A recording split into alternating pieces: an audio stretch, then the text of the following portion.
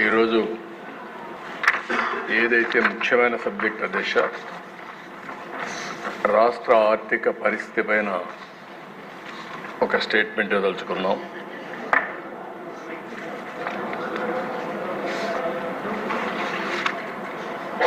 ఇక్కడ ఒకసారి చూస్తే దిశ ఇటీవలే గవర్నర్స్ అడ్రస్ అసెంబ్లీలో చర్చించాం. ఒక బయట కానీ ఇక్కడ కానీ అసెంబ్లీలో కానీ ఒక 6 వైట్ పేపర్స్ కూడా ఈ ప్రభుత్వం అన్ని విషయాలు ప్రజలకు తెలియజేశాం. ఇక్కడికి వచ్చినప్పుడు దేశ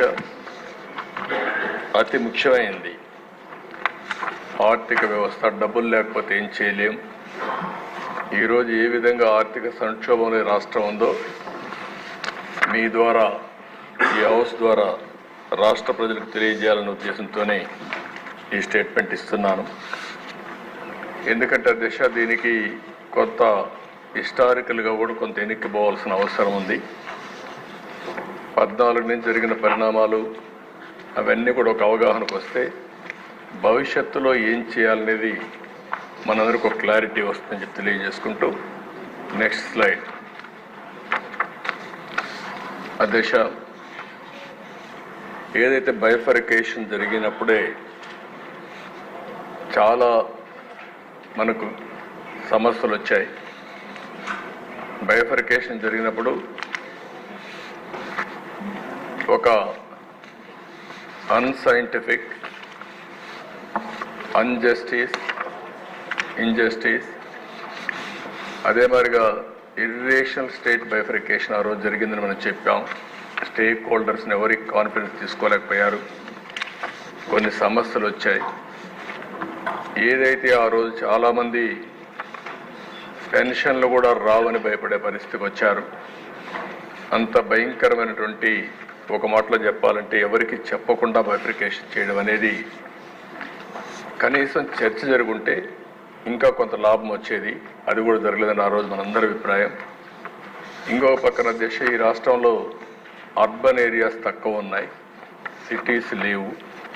ఏదైతే అర్బన్ లేదో దానివల్ల ఆదాయం కూడా ఇది వస్తుంది. రాజధాని హైదరాబాద్గా అభివృద్ధి కావడం, ఆ రాజధాని తెలంగాణ రాష్ట్రానికి వెళ్ళడం, తద్వారా మనకు ఆర్థిక ఇబ్బందులు వచ్చాయి. నెక్స్ట్ స్థూలంగా దిశ ఒకసారి మీరు చూస్తే ఆ రోజు విభజన సమయంలో ఆంధ్రప్రదేశ్ మనకు వచ్చిన ట్యాక్స్ అంతా కూడా 46% దిశ. అంటే సమైక్య ఆంధ్రప్రదేశ్లో ఉండే ఆదాయంలో ఆంధ్రప్రదేశ్కి వచ్చిన ఆదాయం 46%. ఇంకొక పక్క దిశ జనాభా చూస్తే 58%. జనాభా 58%కి 46% ఆదాయం, 42% జనాభాకి 54% ఆదాయం వచ్చే పరిస్థితికి వచ్చింది. అక్కడి నుంచే ఈ సమస్యలు ఇన్హరెంట్గా మనకు ప్రారంభమైనాయి. ఇంకో పక్కన దేశ అసెట్స్ కానీ ఆస్తులు కానీ హైదరాబాద్లో ఉన్నాయి. ఇంకొక పక్కన షెడ్యూల్ 9 and 10 రీఆర్గనైజేషన్ యాక్ట్లు ఏదైతే పెట్టారో అవి ఇప్పుడు కూడా పరిష్కారం చేసుకోలేకపోయాం. ట్యాక్స్ రీఫండ్ దిశ కంపెనీలన్నీ హైదరాబాద్లో పెట్టాం.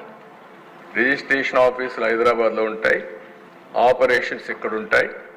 ఒక ఉదాహరణ మీరు చూస్తే కృష్ణపట్నం పోర్ట్ ఇక్కడ ఉంటుంది, రిజిస్ట్రేషన్ ఆఫీస్ హైదరాబాద్లో ఉంది. రిజిస్ట్రేషన్ ఆఫీస్ హైదరాబాద్లో ఉంది కాబట్టి జనాభా ప్రకారం ఆదాయాన్ని డివైడ్ చేస్తారు. ఇలాంటి ఇన్హరెంట్గా వచ్చిన సమస్యలు కూడా యాడ్ అయినాయి. ఫైనల్గా దిశ సర్వీస్ సెక్టర్, ఎక్కడైతే సర్వీస్ సెక్టర్ ఎక్కువ డెవలప్ అయితే, ఇండస్ట్రీ బాగా డెవలప్ అయితే ఆదాయం పెరుగుతుంది రాష్ట్రానికి. కానీ సర్వీస్ సెక్టర్ అక్కడ వెళ్ళింది, వ్యవసాయం ఇక్కడ వచ్చింది. వ్యవసాయంలో ఆదాయం తక్కువ ఉంటుంది రాష్ట్ర ప్రభుత్వానికి, ఏ ప్రభుత్వానికైనా. పక్కన మీరు ఒకసారి చూస్తే దిశ హయ్యర్ పాపులేషన్, లోయర్ రెవెన్యూ. 58% మన పాపులేషన్ అయితే 42% మనకు వచ్చినటువంటి 46% మనకు వచ్చినటువంటి రెవెన్యూ. ఇంకో పక్కన 42% జనాభాకి 54% ఆదాయం బైఫర్కేషన్ సమయంలో వచ్చింది. ఇంకో పక్కన దేశ పర్ క్యాపిటా ఇన్కమ్ 2014-15 కంబైన్డ్ ఆంధ్రప్రదేశ్లో 95,185 రూపాయలు తలసరి ఆదాయం. విభజన జరిగిన తర్వాత ఒకేసారి క్వాంటమ్ జంప్ మీరు ఒకసారి చూస్తే ఏపీ ఆంధ్రప్రదేశ్ 93,903కు తగ్గింది. తెలంగాణ 1,24,104 రూపాయలకు పెరిగింది. ఇంకో పక్కన దేశ వ్యవసాయం చూస్తే ఆంధ్రప్రదేశ్ అండ్ తెలంగాణ కంపేర్ చేసుకుంటున్నాం. 2014లో 33% వ్యవసాయం ముందుంటే అది మనకు ఏదైతే ఆంధ్ర 33%కు వచ్చింది, తెలంగాణ 19%కు వచ్చింది. Industry Andhra Pradesh 23%, Telangana 19%. Service sector దిశ 44% ఆంధ్రప్రదేశ్, 61% తెలంగాణ. 17% డిఫరెన్స్ ఒక్క సర్వీస్ సెక్టర్లో వచ్చింది. దానికి కారణం హైదరాబాద్. దీనివల్ల ఒక స్ట్రక్చర్లోనే ఈ రాష్ట్రానికి కొన్ని ఇన్హరెంట్ సమస్యలు వచ్చాయి. అలాంటి సమస్యలతో విభజన జరిగింది. కానీ ఒక విధంగా చెప్పాలంటే రెండు తెలుగు రాష్ట్రాలే, తెలుగు జాతి ఉంది. ఒక విధంగా నాకు ఒక సాటిస్ఫాక్షన్, నేను ఆ రోజు చేసిన అభివృద్ధిని తెలంగాణ కంటిన్యూ చేస్తున్నారు ఏ ప్రభుత్వం వచ్చినా. అందువల్ల ఇబ్బందులు తగ్గాయి. మన రాష్ట్రానికి వచ్చినప్పుడు నిన్న మనం మాట్లాడుకున్న ఏమేం జరిగినాయని. నెక్స్ట్ వెళ్ళండి. ఇక్కడికి వచ్చినప్పుడు దేశ హైదరాబాద్ అక్కడికి వెళ్ళింది, కొంత ఎకో సిస్టమ్ వచ్చింది. మళ్ళీ ఈ రాష్ట్రంలో మనం అభివృద్ధి చేసుకోవాలి. ఇక్కడ కూడా కొన్ని అడ్వాంటేజెస్ ఉన్నాయి. ఒకటి, ఒక రాజధాని కట్టుకోవడం ఒక అవకాశం. పోలవరం నేషనల్ ప్రాజెక్టుగా పెట్టారు. పోలవరాన్ని పూర్తి చేస్తే ఎవ్రీ ఎకరాకు నీళ్ళించుకోవచ్చు. ఇంకో పక్కన ఇక్కడ తీర ప్రాంతం సుదీర్ఘంగా ఉంది.